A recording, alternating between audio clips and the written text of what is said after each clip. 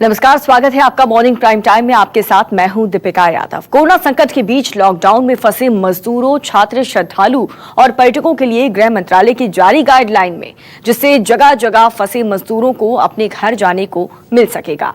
राज्य ने इस पर काम भी शुरू कर दिया है, लेकिन इन सब के बीच यूपी के शामली से हैरान करने वाली तस्वीर सामने आई है। यहाँ पर हरियाणा के करनाल बॉर्डर से प्रवासी मजदूर यमुना नदी के रास्ते यूपी पहुंच रहे हैं।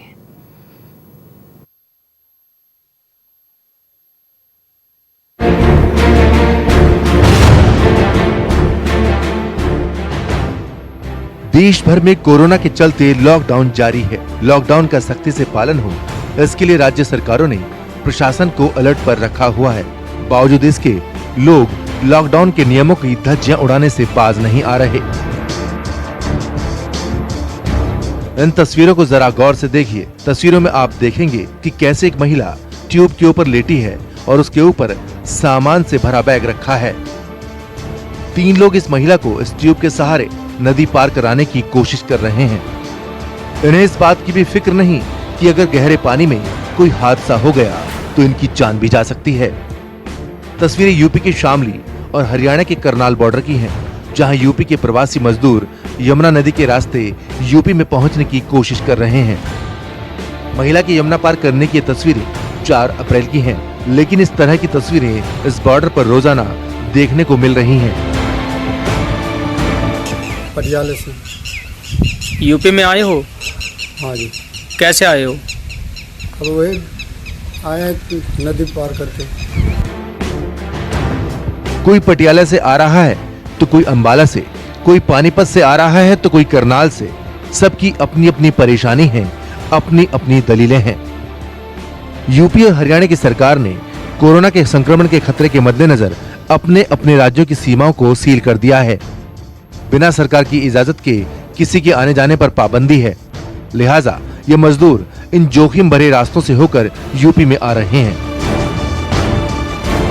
कोई पैदल चल रहा है तो कोई साइकिल के सहारे ही सैकड़ों मीलों का सफर तय करके अपनी मंजिल तक पहुंचने को निकल पड़ा है। कैसे आ रहे हैं? कहाँ जाओगे? बताइए। हालांकि सरकार ने ऐसे प्रवासी मजदूरों को उनके घर तक पहुंचाने के लिए हजारों बसों का इंतजाम किया है। सरकार डॉक्टरी जांच और थर्मल स्क्रीनिंग के बाद ही मजदूरों को बस में बिठाकर उनके गांवों तक पहुंचा रही है। लेकिन ये मजदूर सरकारी कायदे कानून को ताक पर रखकर अपने घर पहुंचना चाहते हैं और उनकी इस गैर कानूनी हरकत में मदद कर रहे हैं खुद शामली के स्थानीय लोग, जो महज कुछ सिक्कों की खातिर जानबूझकर इन मजदूरों के जरिए कोरोना के संक्रमण का खतरा बढ़ा रहे हैं, वो भी प्रशासन की नाक के नीचे। 500 रुपए लेते हैं इधर निकलने के। मजदूरों के गैर कानूनी तरीके से यूपी में आने की भनक जब प्रशासन को लगी तो जोनल मजिस्ट्रेट खुद पेट्रोलिंग करने पहुंच गए। वहीं इस बाबत जब उनसे पूछा गया तो उन्होंने क्या कहा, आप खुद ही सुनिए।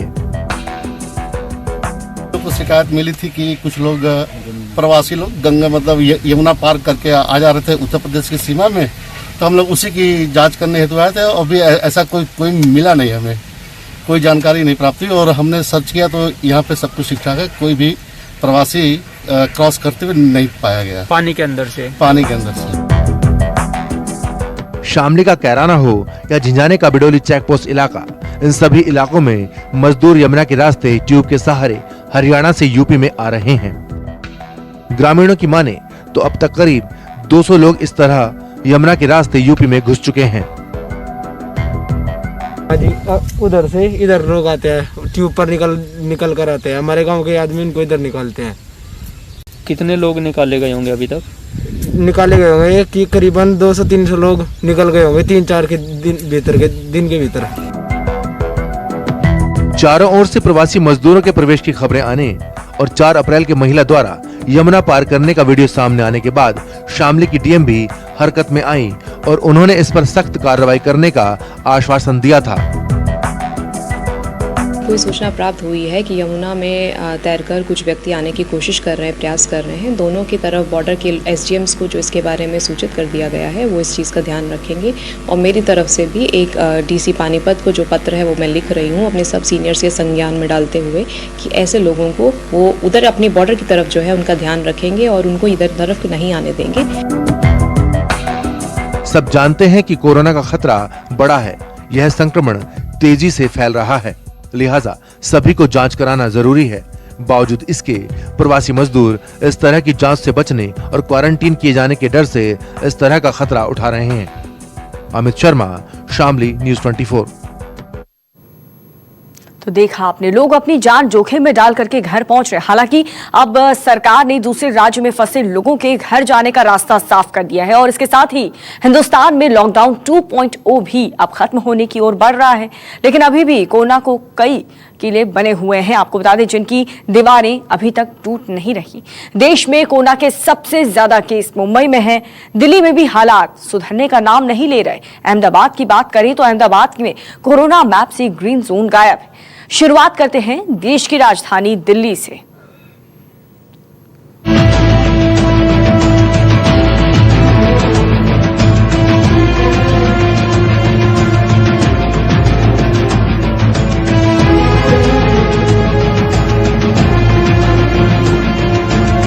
हिंदुस्तान के नक्शे पर दिख रहे ये 3 बड़े महानगर कोरोना के धधकते केंद्र बने हुए हैं।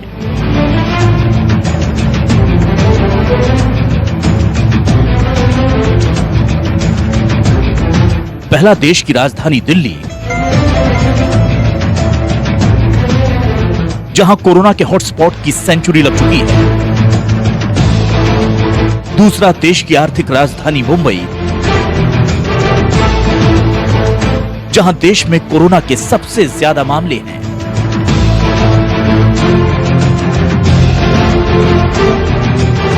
तीसरा अहमदाबाद, पूरा का पूरा शहर किलर वायरस की चपेट में है। सबसे पहले बात दिल्ली की। दिल्ली में 1-2 नहीं, कोरोना हॉटस्पॉट की सेंचुरी लग चुकी है। नक्शे पर दूर दूर तक ग्रीन जोन दिखाई नहीं दे रहा है। अब जरा इस तस्वीर को देखिए। ये एशिया की सबसे बड़ी मंडी आजादपुर है। इसी मंडी से होते हुए ताजी सब्जियां और फल दिल्ली के लाखों घरों तक पहुंचते हैं। आजादपुर मंडी में 11 कारोबारियों के कोरोना पॉजिटिव मिलने के बाद यहां की कई दुकानों को सील कर दिया गया। व्यापारियों के संपर्क में आए लोगों को क्वारंटीन किया गया।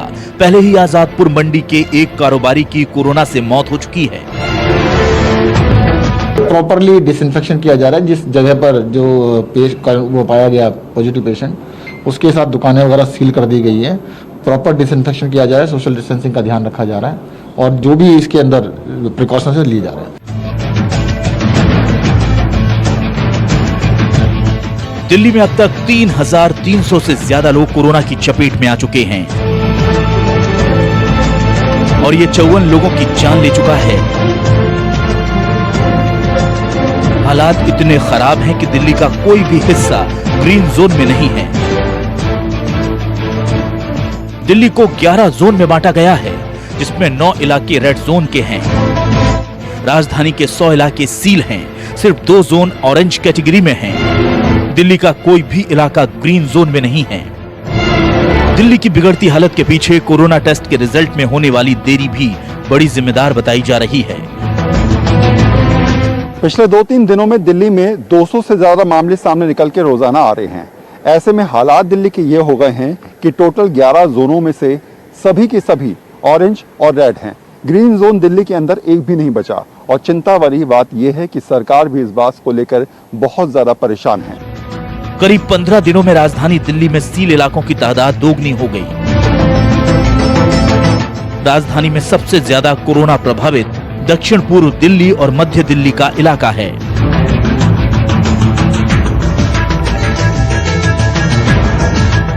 किसी जिले या जोन को रेड से ऑरेंज में तब तक नहीं डाला जाता जब तक कि वहां पिछले 14 दिनों में कोई केस देखने को ना मिला हो। वहीं अगले 14 दिन तक कोई भी केस ना मिलने पर उसे ग्रीन जोन माना जाता है। जब ग्रीन जोन आखिर तब्दील ऑरेंज और रेड में होता है तो हालात कैसे हो जाते हैं, और आखिर रेड जोन किस तरीके से ग्रीन जोन में आता है ये भी आप समझ लीजिए।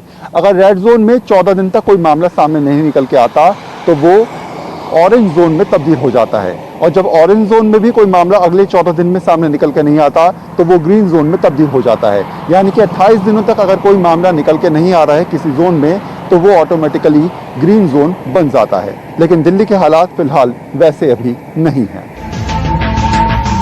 अब यह भी जान लीजिए कि दिल्ली के किस हिस्से में कोरोना के कितने एक्टिव केस हैं।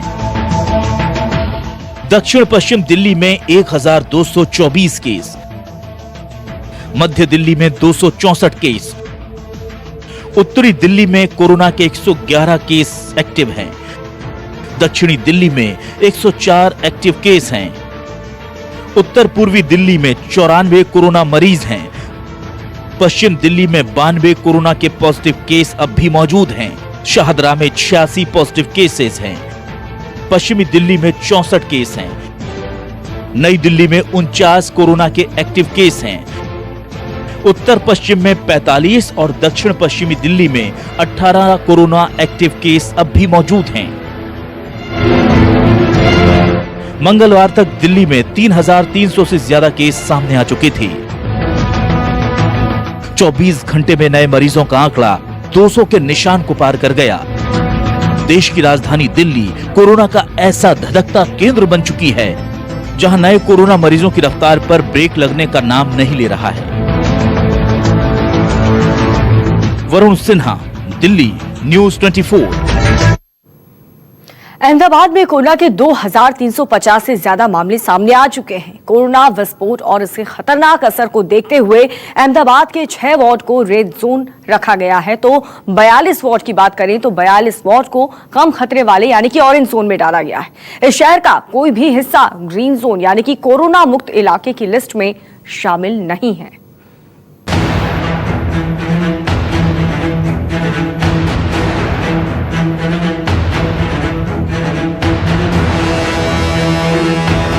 ये हिंदुस्तान में कोरोना के धधकते बड़े केंद्रों में से एक की तस्वीर है।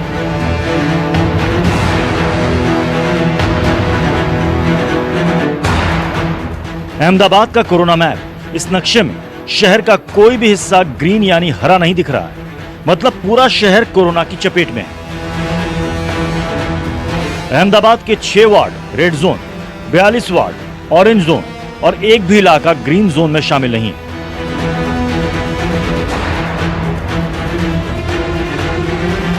अहमदाबाद अब एकदम खतरनाक स्थिति में पहुंच चुका है क्योंकि उसके कुल 48 वार्ड में से 6 वार्ड रेड जोन हो चुके हैं और बाकी के 42 जो है वो ऑरेंज जोन हो चुके हैं। एक भी ऐसा जोन नहीं बचा है जो अब कोरोना रहित हो, मतलब पूरे अहमदाबाद में कोरोना फैल चुका है। और इसके अंदर अब अहमदाबाद में सबसे बड़ी चिंता का विषय है सुपर स्प्रेडर्स, जो कि फल वाले हैं, सब्जी वाले हैं, पेट्रोल पंप वाले हैं, दूध वाले हैं, और इनकी स्क्रीनिंग पर बहुत ज़्यादा जोर दिया जा रहा है। करीबन 7,793 लोगों की स्क्रीनिंग की जा चुकी है। 1987 टेस्ट किए जा सके हैं और उसमें से 115 ऐसे हैं जो पॉजिटिव निकले हैं। तो ये एक बहुत बड़ी चिंता का विषय हो गया है अब अहमदाबाद के नज़रिए से। अहमदाबाद बुरी तरह से किलर कोरोना की चपेट में है। शहर के हर हिस्से में कोरोना की दहशत साफ साफ महसूस की जा सकती है। कोरोना विस्फोट को देखते हुए शहरी इलाकों को पहले ही 3 जोन में बांटा गया था। ग्रीन जोन मतलब कोरोना का खतरा नहीं, ऑरेंज जोन मतलब कोरोना के कुछ मामले हैं, रेड जोन मतलब कोरोना का बहुत ज्यादा खतरा है। लेकिन इस शहर में कोरोना ने इतनी तेजी से पैर पसारा कि अहमदाबाद का कोई भी इलाका ग्रीन जोन नहीं बन पाया। प्रचंड कोरोना विस्फोट को देखते हुए अहमदाबाद को 2 हिस्सों में बांटा गया। अब तक अहमदाबाद में कोरोना के 2,350 से ज्यादा मामले सामने आ चुके हैं। अब यह भी जान लीजिए कि अहमदाबाद के कौन कौन से इलाके कोरोना की रेड जोन में हैं। जमालपुर, खाडिया, दरियापुर, शाहपुर, दानिलीमड़ा और बहरामपुर। ये वार्ड अहमदाबाद के कोरोना मैप पर रेड जोन में है। शहर के बाकी 42 वार्डों को ऑरेंज जोन में रखा गया है। अहमदाबाद की वॉल सिटी जिसे कोट विस्तार कहते हैं, वहां पर कर्फ्यू लगाया गया, लॉकडाउन का सख्ती से पालन करवाया गया और इस लॉकडाउन के पालन के लिए रैपिड एक्शन फोर्स और एसआरपी की टुकड़ियां भी मंगवाई गई। बावजूद उसके केसेस लगातार बढ़ते रहे। कल हुई एक ही दिन में 24 घंटे में 19 मौतों ने तो प्रशासन के कान खड़े कर दिए हैं, जो बहुत ही ज़्यादा चिंता का विषय है। कमिश्नर पहले ही ये बयान दे चुके हैं कि अगर इसी तरह से केस बढ़ते रहे तो मई के अंत तक 8 लाख केसेस हो जाएंगे। आप समझ सकते हैं कि कितनी खतरनाक स्थिति से अहमदाबाद गुजर रहा है। अहमदाबाद महानगर पालिका का सबसे ज्यादा फोकस अब फल सब्जी वाले, दवाई की दुकानें, राशन की दुकानें, पेट्रोल पंप और दूध वालों पर है। इन्हें कोरोना के सुपर स्प्रेडर्स के तौर पर देखा जा रहा है। अहमदाबाद में कोरोना के रेड जोन से अब तक 7,793 सुपर स्प्रेडर्स की स्क्रीनिंग की जा चुकी है। वहीं 1987 के सैंपल टेस्ट हो चुके हैं, जिसमें से 115 कोरोना पॉजिटिव आए हैं। अहमदाबाद में पहले सब्जी विक्रेता से कोरोना विस्फोट से कोहराम मचा। अब किराने की दुकान में काम करने वाले से 11 लोगों को कोरोना हुआ। बहरामपुरा के महिला कॉर्पोरेटर में भी कोरोना पॉजिटिव मिला। तो अब साबरमती जेल में 2 कैदियों के कोरोना पॉजिटिव पाए जाने के बाद जेल प्रशासन सख्ते में।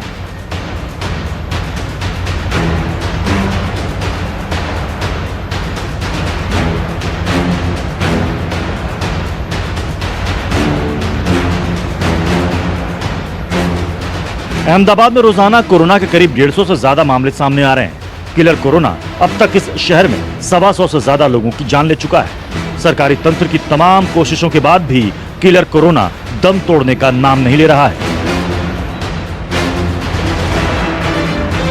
भूपेंद्र सिंह, अहमदाबाद, न्यूज़ 24। अगर आपको हमारा ये वीडियो पसंद आया हो तो इसे लाइक और शेयर जरूर करें। अगर इस वीडियो पर आपकी कोई राय है तो नीचे कमेंट भी कर सकते हैं। और हाँ, देश और दुनिया की तमाम खबरों से वाकिफ रहने के लिए अभी सब्सक्राइब करें न्यूज़ 24 का YouTube चैनल। न्यूज़ 24, निष्पक्ष खबरें।